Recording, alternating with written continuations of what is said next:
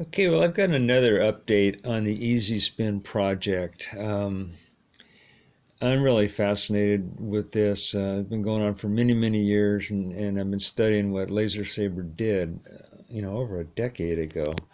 And it was rather revolutionary what he came up with as far as a homemade brushless DC motor. Um, this is the one I've been looking at more this last week or so, and I've been running it on one of these little tiny batteries that are used for these fishing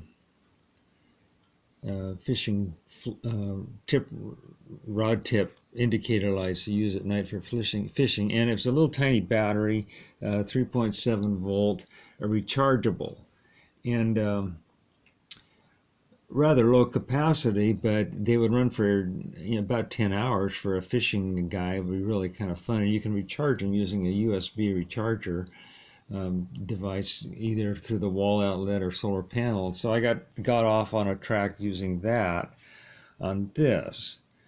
And this is, I think, his version 4, Lasersaber's version 4. You can find it on Thingiverse. Look up pulse motors, and these 3D print files, ST files, are available on Thingiverse. And I modified them for dimensions so they would fit in these glass enclosures. Now this was the version 2, which is almost identical to the one I had running at the other place. It's been running going on 7 years, and stopped a couple of times this year because it got dirt in the sapphire bearings. So I wanted to build one that I could put in under glass to stop that problem from happening. But this is close to a perpetual motion machine as I've come up with. There's no such thing as a perpetual motion, but there's one that'll run on very little energy. And this one here is just running on this solar waiver panel pointed out to the window here. And the one I've got up at the other house is running on this panel here. It's from a solar keychain light. It's a 5 volt, charges up a rechargeable coin cell for a keychain light, and I just hooked it up to supercapacitors, and that's what I might do on this one here. This has been running 36 hours on that little battery, that thing right there. It's 15 to 25 milliamp hour. I'm not sure which capacity this one is. It's rechargeable, like I say, using a USB charger. I don't know if you could hook a solar panel to that safely and keep this running using one of these 5 volt panels. The internal resistance inhibits the charge rate, so I don't think it's going to overheat using a panel like that. The question is, would it get enough energy to keep on going throughout the year? The supercapacitors did, and I used a couple of these 2.7 volt supercaps in series to bring it up to a high enough voltage so that that panel worked well with it. And I might do that on this rather than the battery. I'm not totally sold on the fact that a lithium battery is the way to go on these things. But anyway, there was a mistake in the circuit diagram last time. This is not a 2N3904. This is a 29306 PNP. Now I've changed the circuit here on this for this particular application. This is now the battery. This is this LIR 425 battery, and this is now 3.7. Now the other thing is I changed the location of the indicator LED. It's now across this way on this particular model, and goes like that.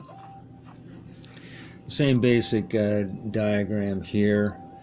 This is the same thing here. I just changed a few things, and today is March 7th, 25 update. Now, this is the question marks. Can I charge that using a solar panel and get this around the clock or around the year running like I did on the other one. I don't know. This, by the way, I changed to 1 meg. And on this circuit, this is the thing you have to change depending on the voltage here and the resistance of your coil chain. And like I say, you can change this to one that goes across your coil if you want an indicator light. The other one, I don't have enough discharge from the coil to even light an LED, so I don't have an indicator on the one that's running at the other house for going on 7 years. But I'd like to have this, because I like looking at this at night, especially when it's under glass. This lights up the whole thing at night, and so I like the fact that it's got an LED indicator. Another thing about these EZ-Spins is they make a great desktop toy, because when they're stopped like this, the circuit doesn't fire. There's no drain from the storage device when it's not running. The circuit doesn't trigger. It's like having a switch on it, and all you got to do is spin it a little bit, and once that LED is flashing, it's running. And this will pick up RPM until it reaches a certain point where the resistance and the bearing system and such limit the RPM. Both of these are obviously running in the microamp range to be able to do what they're doing. But anyway, that's where I'm at with this Lasersaber EZ-Spin project that's been going on for over a decade. I've been studying this thing, and he made better ones of these actually. When he was running the one on the he called it a nuclear battery. It was really a tritium